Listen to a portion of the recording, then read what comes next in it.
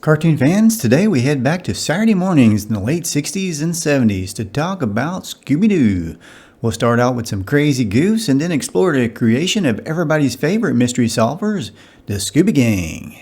It looks like we're up to our armor plates and another mystery. In the episode Decoy for a Dognapper, Scooby has been dognapped and the gang are in hot pursuit. The dognappers must have Scooby. Okay, this is it. Here we go. But no sign of Shaggy and Scooby. No sign of Fred or Daphne either.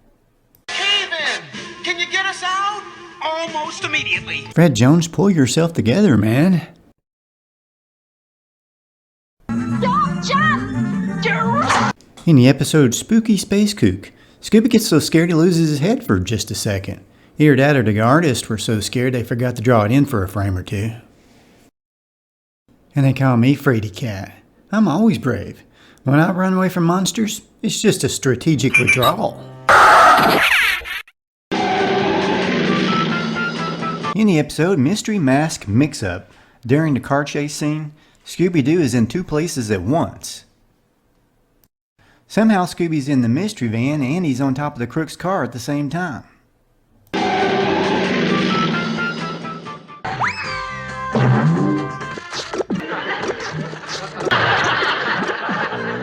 I've heard of green thumb before, but in this scene, Scooby's got a whole green arm. I'm coming, Scooby-Doo! The episode Bedlam and the Big Top kind of makes me wonder if Velma isn't really a ghost. Either that, or Velma just has an amazing way of climbing up ladders. I'm coming, Scooby-Doo! Watch what happens when Fred finds out that Daphne has fallen into a mine shaft. Wouldn't you know it? Danger-prone Daphne fell into a mine shaft. The fact that Fred can turn his head around like this makes me think he's either a ghost or a zombie. What do you think? Post it in the comments. It looks like we found ourselves a mystery. And tell me, why is it that Scooby's black spots just disappear from time to time? Speaking of ghosts, in the very first episode, a truck comes towards the screen and absolutely nobody is driving it, at least until the next shot. Believe it or not. Also in this episode, the Knight's crest of red hair disappears and reappears magically, and we all know he wasn't a real ghost. Oh, that's terrible. Oh. In the episode A Clue for Scooby-Doo, Shaggy trades hair with Fred. I thought that rock was pretty suspicious. Keep your eye on Shaggy's eye. Groovy. Now we gotta catch it. Groovy. Now we gotta catch it. You gotta watch Shaggy. This time it's his leg that won't stay put. They thought I was Redbeard. They thought I was Redbeard. And now for my Jack Palance imitation. Believe it or not. In the episode A Night of Fright is No Delight, I have more proof that Fred is not of this world. You gotta be kidding. No human could change in and out of his pajamas quite that fast. I wonder why Scooby and Shaggy didn't notice that Fred was in his pajamas, and then he was in his regular clothes, and then he was back in his pajamas again. You sure got some imagination. They've decided to play it safe and watch the show from outside on the drain pipe. Hey, where's Velma's hand at? See? Ghost. So you know this old spooky house is surrounded by water.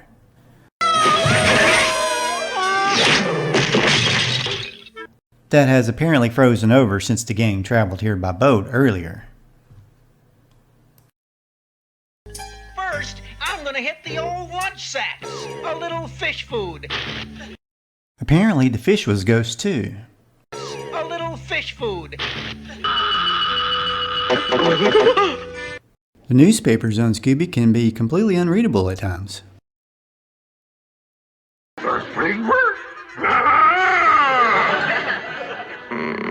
I'm sure you've heard of having an out-of-body experience. Well, on the Creeper episode, Scooby has an out-of-dog collar experience.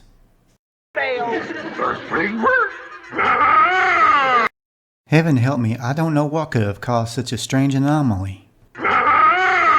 Got to get the sheriff. Of course, I guess that's not nearly as bad as Shaggy's mouth disappearing when he's just trying to make a simple phone call. Say, you don't suppose this is why people text more these days, do you?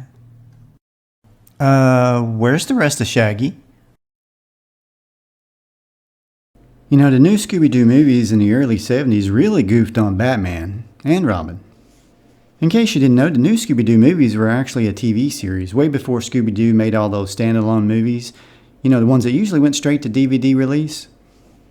There were 2 Batman meets Scooby Doo episodes created for the 70s series, the new Scooby Doo movies. In their version of Batman, you can see his neck for some odd reason. Well, I'm glad they got it right on the Super Friends. And then sometimes they forgot Robin's insignia. Amazing, Batman. Absolutely mind-boggling. There must be an explanation. I think Mr. Magoo was one of the artists back then. Okay, if you don't get that joke, you probably haven't seen Mr. Magoo. And you're probably pretty young. I've never seen so much fur on one face. Mr. Magoo, don't make me angry. You wouldn't like me when I'm angry. Thunder Blunder here, Scooby Doo fan, as well as protector of the weak and the downtrodden, champion of justice and peace for all mankind. Thunder, that's the Super Friends. Currently working on a membership. For one scene, the Mr. Machine's name is backwards. Batman's gloves disappear and reappear a second later.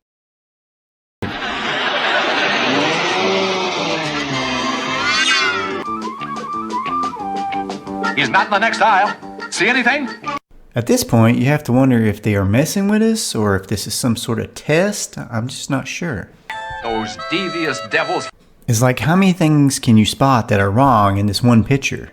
See anything? I'm sure that this is all part of Batman's genius plan, and he is now, even as we speak, considering my membership into the Super Friends.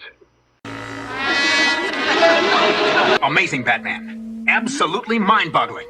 There must be an explanation. Robin, this could be a case of group hypnosis. Next, we have a mystery that's almost as bad as the time that the Super Friends lost Aquaman in the Hall of Justice. Shaggy? Scooby Doo, where are you? Where do you think they could have gone? Who knows?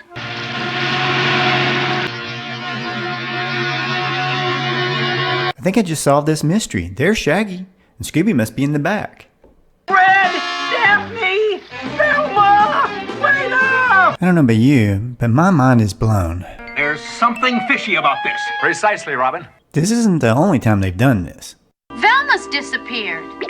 I'm gonna disappear too! Back here, we've got to find that girl. Come on, spread out. Let's find her. Come on, spread out. Let's find her. I sure hope they can find Velma. You know, these are some detectives and mystery solvers. Batman can't even keep track of his pants. And when those poor, deluded villains arrive, they'll find a reception committee waiting for them. Us. And now let's look at Scooby-Doo's origin and lots of cool Scooby-Doo facts that'll blow your mind. Scooby-Doo, Where Are You? Was created by Joe Ruby and Ken Spears. Same guys that brought you Thunder the Barbarian and lots more. Scooby was produced by Hanna-Barbera for CBS way back in 1969. The same company that brought us the Flintstones and so many more. This very first and original version of Scooby-Doo ran for 2 seasons until 1970. Of course, many other incarnations would follow. Uncle Scooby? Hi! I'm Scrappy Doo! There's something about that puppy that stirs at my sense of evil badness, but I just can't quite put my finger on it. There's a 3rd season of Where Are You on DVD that is actually Scooby-Doo episodes that aired on Scooby's Laugh Olympics back in 1978. Did you know originally Scooby was to be named Too Much? And the series was going to be called Mystery 5, and then they went to Who's Scared? Now believe it or not, originally Scooby and the gang were going to be musicians. Groovy, guys, really. At some point in the creation process, the CBS execs above Fred Silverman were worried that the show was too spooky and violent. So they renamed the show Scooby-Doo so they could focus more on the dog and the humor of the show. Original inspirations for Scooby-Doo were the Archies and the Dobie Gillis Show. for the designs of the teens, and then Abbott and Costello for the spooky comedy mystery angle. Scooby was Costello in Fred Silverman's mind. Hanna-Barbera had already done a Abbott and Costello cartoon. Fred was patterned after Dobie Gillis from the TV show The Many Loves of Dobie Gillis. My name's Dobie Gillis, and I'm in love with a girl named Thalia Maynard. Beatnik Maynard G. Krebs, played by Gilligan actor Bob Denver, was basically the inspiration for Shaggy. You rang? That G in Maynard G. Krebs, I still don't know what it stands for. Walter. Maynard was a fun-loving beatnik who hated work even more than Dobie. I may have to go to work. Work! Maynard, get to work. Work! Dobie's love interest, Thalia, was supposedly the inspiration for Daphne. Like hi.